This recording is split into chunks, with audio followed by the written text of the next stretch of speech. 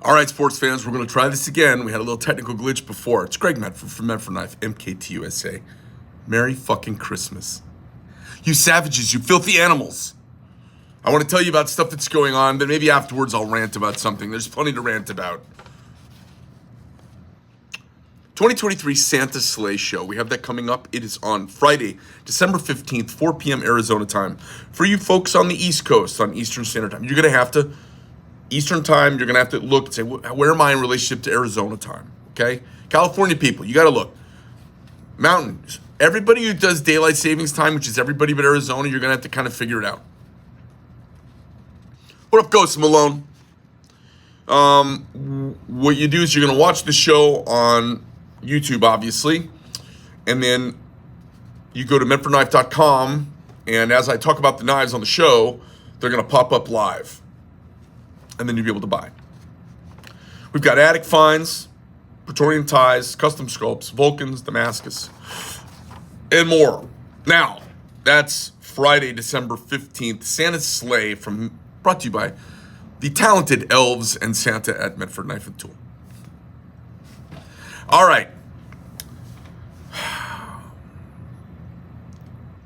I don't even know what to say, guys. The world is a topsy-turvy and radically odd place. We are in weird times, my friends. Oh, people want to know about the OTF. All right, here's the deal.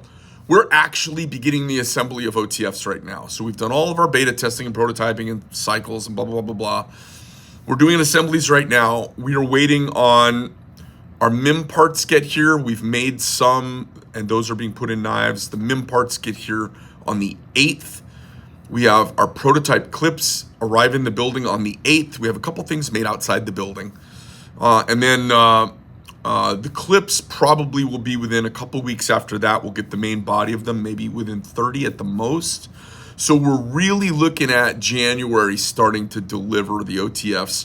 I might be able to light a fire under a couple of the elves' buttocks and get some of them at the beginning of the list going out to everybody. So I appreciate everyone being patient. This is what happens when you get in on something brand new. But all those people that bought those Tesla pickup trucks, they haven't gotten them yet. They're waiting on them still because it's so cool. You just go, oh, fucking wait. Cool. I'll wait. It's fucking cool. Pickup trucks can come out. I'm the first one in the neighborhood. Cool. You're going to get one of these and you'll be the first guy on your block to have one. You'll be the first guy in your city to have one. We're not that big of a company. What? I don't even know what to say, guys. Everybody wants me to rant, and I'm not sure what to be mad at. Hold on. I feel it softens and adds a little cool if I just rip a little Tom Ford for you guys. I don't know what to say about what's going on in modern politics. You know, my conservative friends, which are aplenty, they're really worked up about what's going to happen. Everyone thinks the election's going to be stolen, but I want to offer a different perspective because I'm fucking Cool Santa, and Cool Santa's got a different take on this shit than most y'all. So get ready. Here we go. I don't feel like it's a foregone conclusion everything's going to get stolen. The election's going to be poorly run, on and on and on. I think what's going to happen is, and you got to remember this, okay? You can't run big conspiracies with volunteer people and not have it all come out. I think there was definitely some nudging on the election scale, okay? And I think that goes on all over all the time. There's some numerical problems with the counting and the hackability of the counting machines through Wi-Fi, which frightens the shit out of me because the CIA has been using these very same techniques for decades to manipulate elections globally. I've heard some shocking number that something like 120 countries have had their governments basically manipulated and overthrown because it's cheaper for us to manipulate an election than it is to fund a coup and send the military. Who knows what the CIA and Murder Inc. and Ground Branch and all those guys, who knows what the fuck they're up to? But I think there is a mood in this country that's going to make it too hard to steal the election. You know, the truth is, Trump didn't kill it in the last election because it was a weird time and it was easy to blame him because of what happened with COVID. And we all know what a fucking racket that was. The economy was jamming. I'd never seen anything like it. And he was kind of caught in a weird position, you know.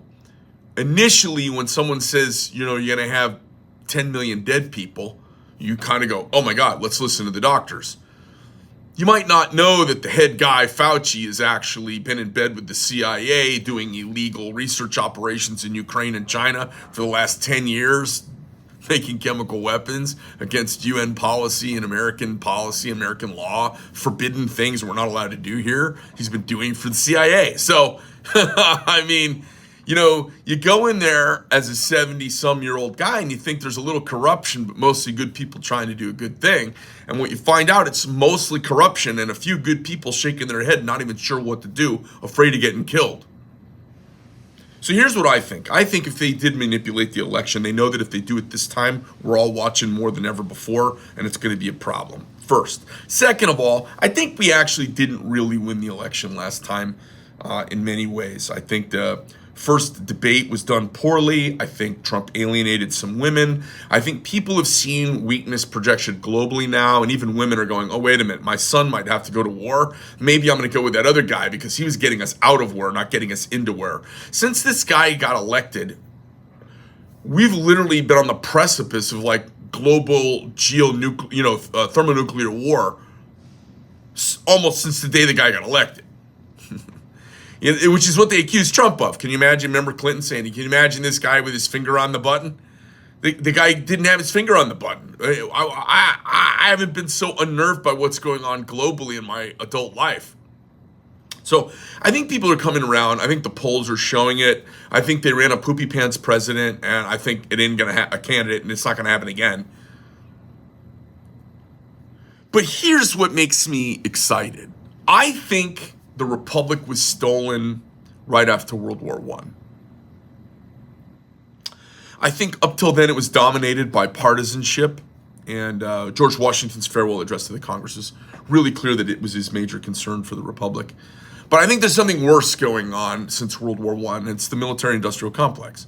You know, when you look at Allied Signal, Morton Thiokol, you start looking at Boeing, Raytheon, all of these companies that make billions and billions of dollars. It's the only industry on which they're dependent for war.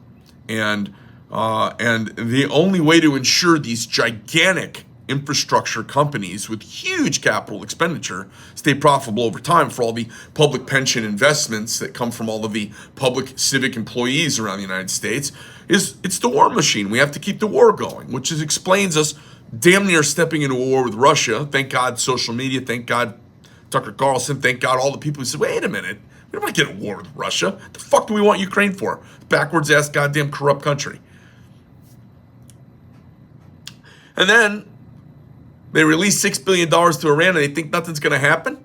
They think nothing's going to happen? 30 days before they released the money and Trump goes, if you release the money, all they're going to do is fund terrorism in the region and there'll be mayhem. Well, it's exactly what happened.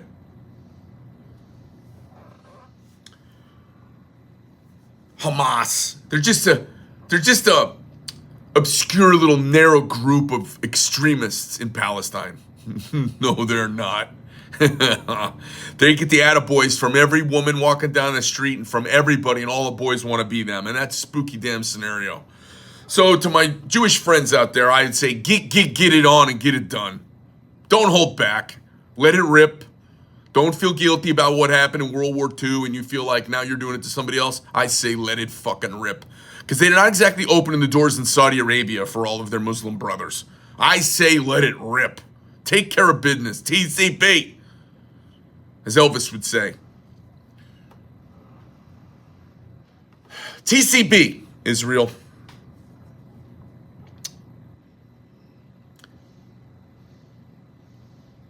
I'll talk about Israel sometime, but I'm not going to do it on this video. Here's the way I look at it. These skinny jean wearing weirdos that couldn't get laid, that get these .com companies and have an A round, B round, C round, D round of funding from all of these hipsters up in Northern California and Marin County. They got their little tech world going, selling us orgs and dot bubbles and fucking apps. These disruptors. The disruptors have disrupted the secret. The jig is up. We know what happened. It's out there. We're watching in real time. And it's almost like watching the body devour itself. They've stolen the Republic for decades and decades and decades and decades, and everyone has been in on it, from Walter Cronkite to Dan Rather to Tom Brokaw to the raccoon who lied a lot, Brian Williams, all those guys. They're all in on it. That's how you get in the cocktail parties. You're in on it. You don't make waves. That's how you get invited to the Met. That's for the private party. That's how you get invited to this gala and that gala and this gala in New York. Don't make waves. Don't look behind the curtain. We've got a hustle worked out here. The hustle's falling apart. So the great thing about it is the citizen sleuther is out there watching, and this shit is getting unraveled in real time. And the elite, I'm not talking about wealthy people, I'm talking about fucking wealthy motherfuckers, like old money. They're freaking out right now. And these corporations are freaking out right now. Fantastic. Let them all freak out. Elon Musk said something awesome the other day, and when I heard it, it almost vindicated me for many years of me ranting online. They asked him about how he felt about hurting his shareholders by having his position that he has on things and advertisers boycotting advertising on X. And he said, if they want to control me with advertising, they can fuck off. And I was like, oh, baller. That's the thing. I've been tried and manipulated to be controlled by so many people in the knife business, some of my customers, by YouTube itself, by Facebook, and by InstaShit. All of these social media platforms, they've disappeared me. They've sold my private information. I've got internal emails about the stuff they've done against me that at least has given me a little protection when I've needed it a couple times. They've disappeared me. All kinds of stuff. They're in on it. And when you find out these big tech companies have got a little room that says private entry only, where CIA employees can walk in and fuck around, then you know what's really going on in this country. And the jig is up. So I actually think we're getting closer and closer to actually having real elections, because the normal mess of a bunch of retiree-aged volunteers, thousands and thousands of them across the country, they can't collaborate all this technology. There's something else going on, and the stink of it is in our nasal passage, and the mess of it is on our fingertips. And I think enough of us know about it. I think they're a little afraid to tip the scales out of the natural vote. They're going to do it until they get caught. And I think they kind of got caught. I think they're a little spooked by it. And at some point, you go, God, if this is who they really want, then it'll be less messy to deal with him than it will be to deal with all of them burning down buildings. So I'm not hoping for any revolution. My friends are all freaked out like it's the end of days. And I said, well, it's not the end of days. Ask the folks at the Appomattox Courthouse. Ask the gentlemen who were at Antietam. Ask the folks who were at Gettysburg, Vicksburg. Ask the folks who were at Yorktown. Go back a little further. If you think America's tearing itself apart at the seams, it's not. It's going through a little bit of a cultural revolution. We're going to figure out. It's going to shake out. The best part about my side is we're comfortable with both sides of the argument, willing to engage. And that's what you need. You need crazy lefties as part of the argument, so that you know what not to do. And that's my message. Know what not to do. Merry fucking Christmas, you filthy animals, you savages. Thanks for being MK Tooligans. Appreciate it. Greg Medford, Medford Knife, MKT USA, and ASK Knife. Go to ASKKnife.com. We're going to have a ton of stuff. Now, don't forget, December 15th, while the show's going on, go to MedfordKnife.com, click on the vault at the top, you're in. If you want any of the ASK items, go over to ASKKnife.com. Now, you can misspell it, and almost any iteration of it will get you to my website, because I bought all the URLs for that. When you get there, there'll be a link at the top. You click on the top, boom, it takes you to the holiday shopping cart.